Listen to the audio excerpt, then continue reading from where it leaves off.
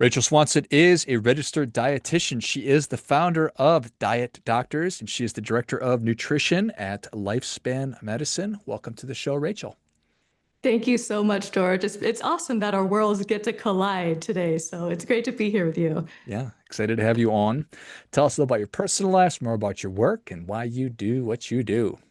Sure. Well, I think like you, George, I'm pretty much here to help people get what they want and achieve their goals. One of the ways that I believe you go about this is by helping people with a more intentional approach and strategy to their finances. The way I go about this is basically to help people with a more intentional approach and strategies, but to their health goals. More specifically, the tools that I'm using in practice revolve around diet, lifestyle, the environment, what we can do with those levers to essentially shift our biology in a favorable way. So what I just described essentially is my passion. It's my purpose while here on this planet. Right now, I'm working full time in concierge medicine, in a concierge medical practice, rather. I have been since 2017. And, aside from these awesome conversations like the one that we're having right now, I work one-to-one with clients all day long and tailor treatment plans all day long. So this particular practice also that I'm describing, George, it serves a highly affluent demographic. And so, the strategies and the approach that I use, though, I don't believe that they just, should be in these like elite circles, if you will. And the reason why I wrote this book is to sort of democratize that information, if you will, so we can help more people. It's fascinating to me how human beings behave. And when I say human beings, I mean myself too, because I've done all the dumb things with money. I've done all the dumb things with diet and exercise. At this point in my life, I feel like I'm doing things better. But there's clearly a disconnect between what we intellectually know and then what we obviously do. But I should just ask a question. Do people understand nutrition? And is it a question of being able to implement and stick to a plan? Or is there a lot of education that has to take place also? Or does it just kind of depend?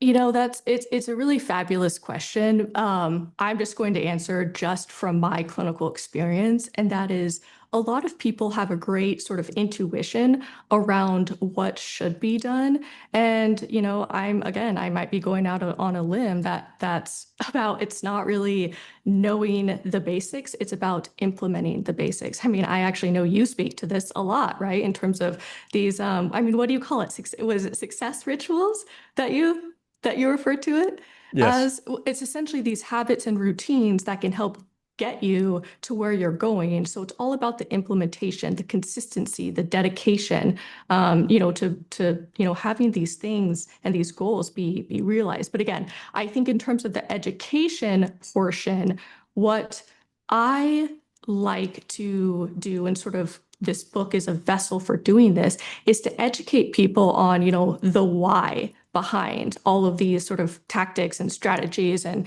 what have you. I mean, I've just found when people really understand the why behind the things that they do, I think sometimes it can help, it can help be that little catalyst, right? That little, fire under their butt, so to speak, to get things going. One of the reasons for that is one of, life's biggest goals for a lot of people, which is building or expanding a family. And so this is one of the biggest opportunities that couples have to shift the trajectory of their future health outcomes, right? Is before getting pregnant. Here's what I mean by that. So again, implementing these success rituals or these diet and lifestyle sort of strategies beforehand for both males and females, not only can they optimize their own biology to increase chances of conceiving, they can help support a smoother, aka less complicated pregnancy, and they can influence the future of the child that they haven't even yet conceived yet. I mean, what is more powerful than that? So again, the reason why I like to kind of put this, like wrap this up in this little present that I just did, is because when you truly understand that, it's like, yeah, wow, maybe I should be kind of like a snake shedding its skin of all these habits and routines that may not serve us anymore. Well, I like everything about that, and I think it's 1,000% true. So when we say why, the why behind what it is that we're doing, you're talking about in this example, I'm interested in being a great dad or mom. I'm interested in being as strong and as active as I can be for as long as I possibly can be. And when I have that, whatever it might be, that's going to help me to make those tough decisions when maybe if I didn't have that why, I'm like, you know what? I'll just restart my diet on Monday.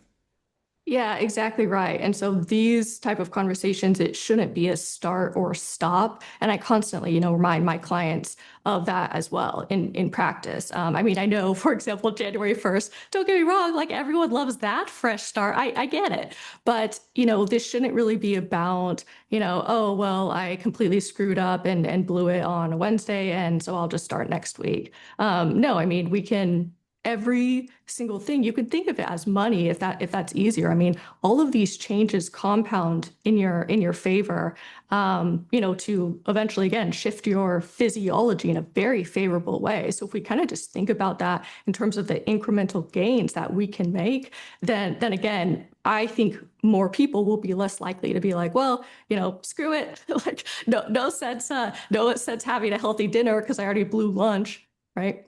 Yeah, which is very human and certainly something that I fall victim to sometimes also. Mm-hmm.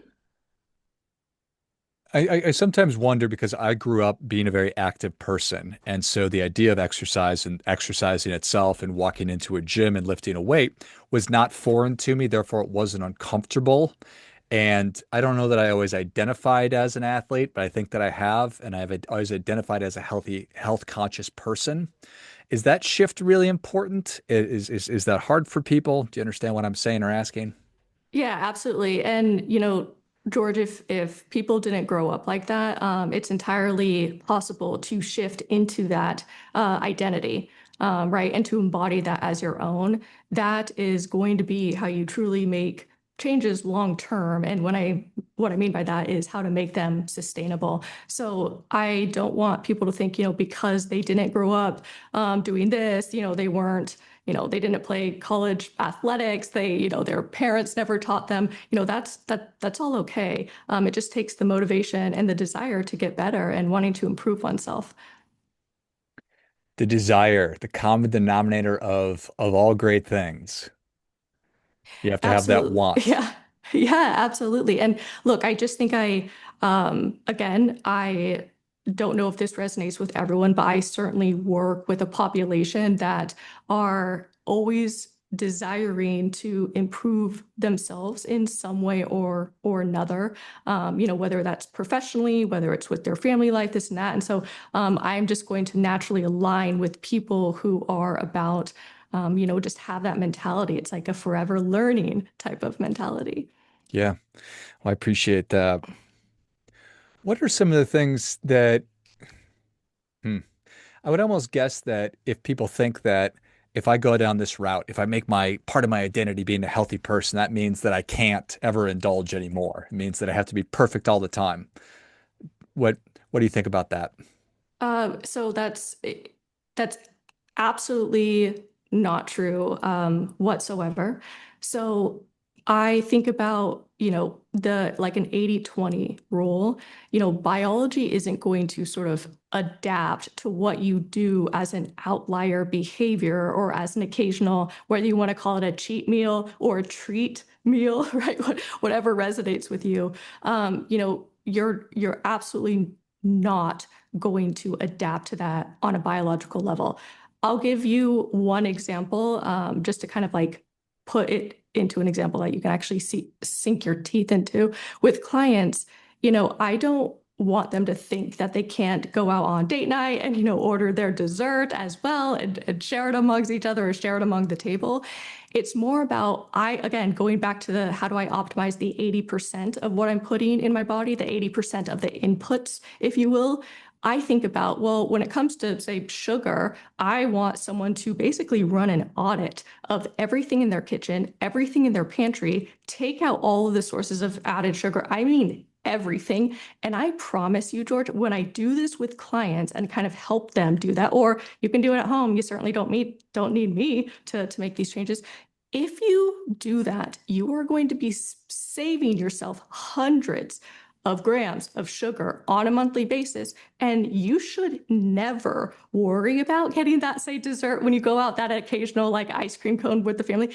You should never worry about that. You should never regret it. I want you to enjoy every single bite. And so, again, just kind of thinking about the 80% that you optimize. To give one very tangible kind of example, I just think about, a client I had the other day where I took out, or I replaced rather, something that she was having every single day for breakfast. It was just a sweetened yogurt, right? That's what we're talking about. She has it every single day for breakfast. We just made that one swap to an unsweetened yogurt, and all of a sudden that saved 10 grams of added sugar. Well, guess what? After a month, that's 300 grams you just saved your body. These things are very, very meaningful. Again, when you go back and look at the compounded effect of this, this goes into metabolic function, George, and it doesn't matter where you're trying to get pregnant or not, or if you even care about the discussion of fertility or not. This matters for health span. This matters for lifespan. Anything that we can do to optimize our metabolic function in that way is going to move the needle on any health goals or outcomes that you're striving for. It's wild how I don't know that I was acutely aware of added sugars up until it's not been more than 10 years for sure. And so just doing that audit and looking at the yogurt that I'm eating in the morning. And if I do that every morning, to your point, it's 300 grams. And oh my goodness. So those little pieces here and there or small amounts make such a big difference. And so I think that that's great. And like I've taken to talking about that 80/20. I don't know if it's right or not, but if I can get my diet right 80% of the time, then I'm probably going to be a healthy person. If I get my exercise program right 80% of the time, then I'm probably going to be a healthy person. You could tell me I'm wrong. No, absolutely not, because that's kind of my philosophy in practice, right? Again, it's like I actually don't care about the 20%. And I know that might sound a little conflicting coming from a dietitian who is, interested in optimizing, the human body.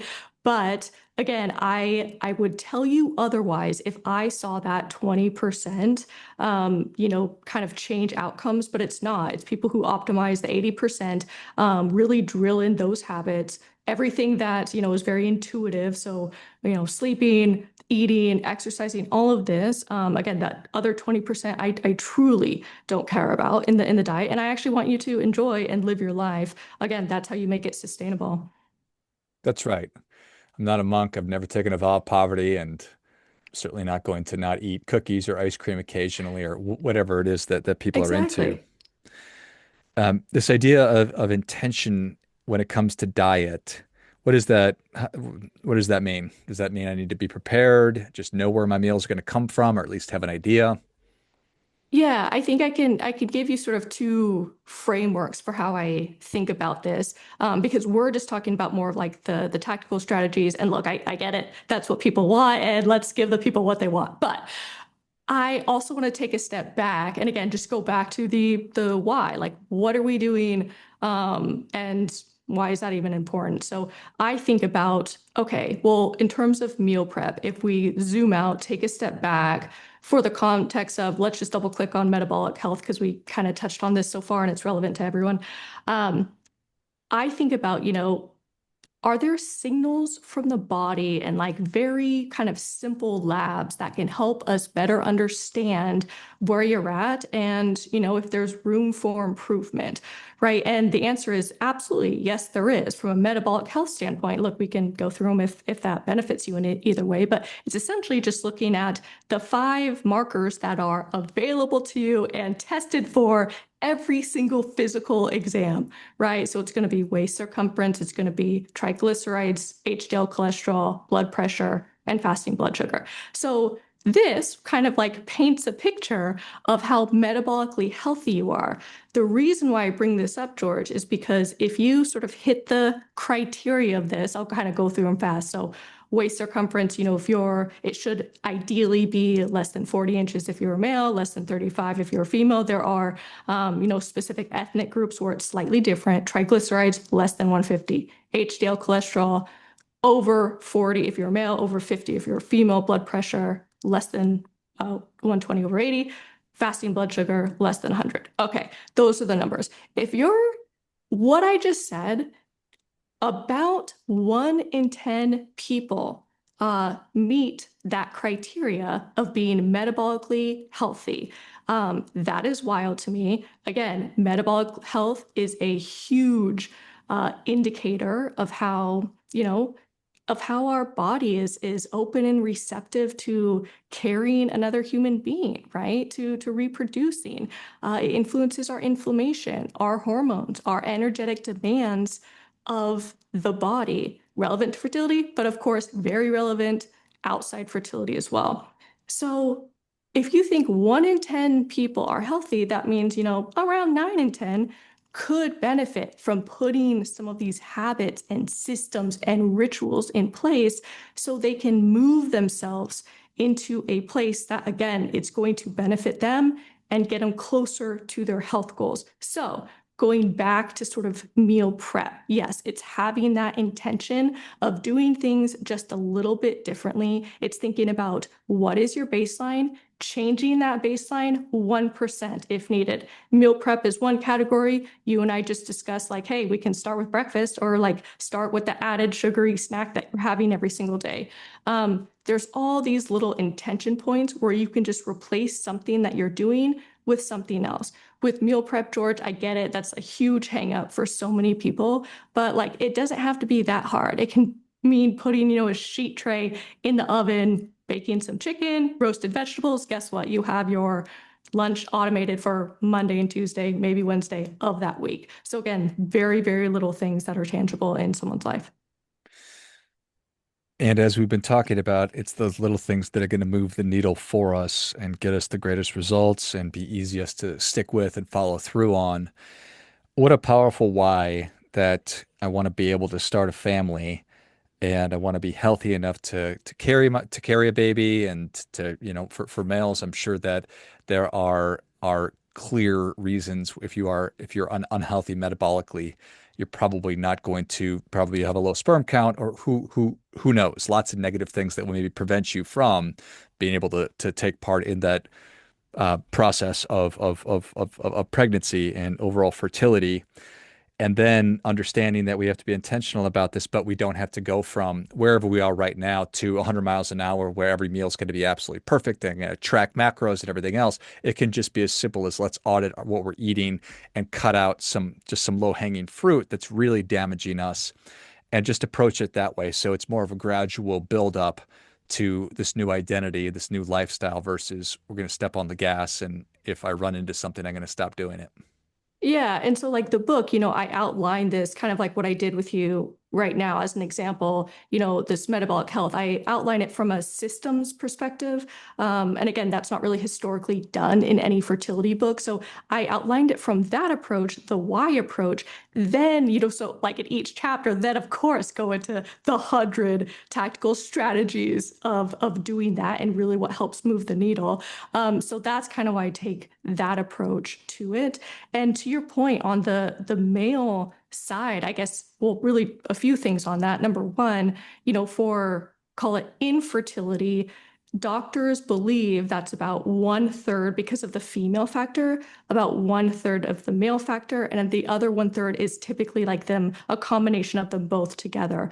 So that's really huge. And in terms of men, I mean, look, men like influence, right? But it's like when other time in their life do they have the chance to not only improve their health, right, but also impact the health of their wife while she's pregnant? I kid you not, this is incredible, kind of all this new research coming out. And then also, again, like I mentioned kind of at the start of this podcast with you, influence the child that's not yet born. That's not just from the genetic standpoint, right, where egg and sperm is 50% kind of the genetics that you pass down, but that's more gene expression in terms of how you can influence their health and their susceptibility for disease later in life. I mean, I just think this stuff is so powerful. That's another layer that I hadn't really considered. I probably didn't know that that's a possibility, but it certainly makes sense intellectually as you say that. And I'll take it one step further. I've got three kids, 9-year-old boy, a 6-year-old boy, and a 3-year-old little girl.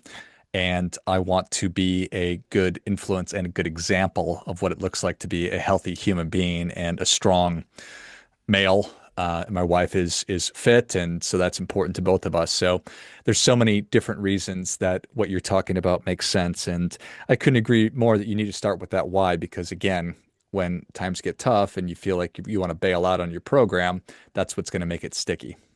Yeah, totally. Because it's kind of like, look, there's going to be sort of moments of weakness. Like perfection is never the goal, right? But it's kind of like I think about how can we, if we don't want to make even changes for ourselves, then again, kind of prior to pregnancy, isn't this a time that we kind of get to visualize what we want for our children? I mean, some might think that that's kind of a moral responsibility that we have as well, and something again, it's a little bit of a deeper layer we don't have to spend so much time discussing, but I constantly think about if someone also isn't, say, improving their, we can call it like relationship to food or self before they get pregnant, then it's like, think about how that child is going to be raised, right? In not only the food environment, but things that you sort of pass on. They are like little sponges, as you know very well, with three of them running around the house. I mean, they are so smart and they are looking to you all the time as role models. And why not set them up for success in terms of how they eat and what they consider healthy? And that all stems from our relationship to food and self, whether it's someone, yo-yoing, dieting constantly, having a terrible relationship with food, right? Like all of this, it gets noticed. And so if we can just make little steps to improve our self before we start raising a family or expanding our family, I think everyone can benefit in the household. Yeah, 1,000%. I was just thinking this morning, um, I was just thinking this morning that people will say, I die for my kids. I do anything, I die for my kids. Well, that's great. Nice to say that. But would you live every day for your kids then? Would you practice self-discipline and hold yourself to a standard every day? Because that's really hard to do. And nobody's saying that it's not. But everything that's worthwhile, as we've already been talking about, is difficult to do. Responsibility is difficult, but that's what gives us meaning. And food and our relationship with it, and exercise and our relationship with it, what you've been talking about is so profound that we can set our kids up before they've even been born from a metabolic standpoint. And then after that, making sure that we're strong and around to improve our life and our health span and to be great examples to them is a really powerful and important thing. Well, thank you for George for summarizing that and repeating it back in a much more eloquent way. I appreciate you. I don't know about that, Rachel, but thank you so much for coming on. Where can people learn more about you? How can they engage? Most importantly, where can they get a copy of the book so that they can start implementing some of these strategies and ideas? Yeah, so everywhere books are sold. So you have Amazon, Barnes and Noble. If you forget, you can always go to my website, rachelswanson.com. Of course, there'll be links all over there for the book. And I really, really hope it helps so many people. That's why I wrote it. I spent 3 years writing this for to help even one individual kind of pursue their path of building or expanding their family. So that's where you can find the book information. Feel free to engage on my Instagram. It's Rachel's RX. And look, George, thank you so much. Your community is really lucky to have you too. So thanks for wanting to have this conversation. I think that that's right. Everybody's very, very welcome, very, very fortunate to have me, Rachel. Give us the name of the book one more time, please. It's called Trying with an exclamation point. Excellent.